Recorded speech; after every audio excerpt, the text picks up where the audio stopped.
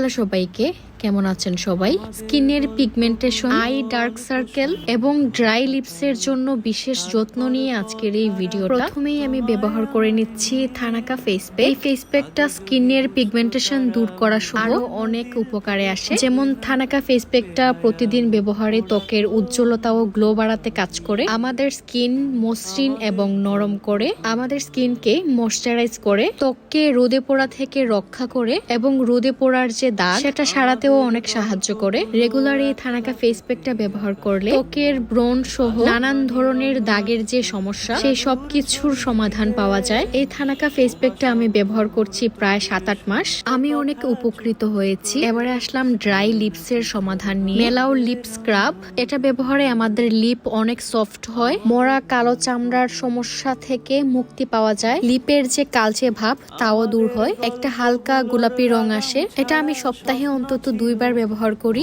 এই lip scrub সম্পর্কে আমাকে অনেকে জিজ্ঞেস করেন, তাই আজকের ভিডিওতে এটা আমি অ্যাড করে দিলাম। আপনাদের আরো কিছু জানার থাকলে অবশ্যই আমাকে কমেন্টে জিজ্ঞেস করবেন। এবার আসছি আমাদের সবার এক মহা সমস্যা নিয়ে, সেটা হচ্ছে আমাদের ডার্ক সার্কেল।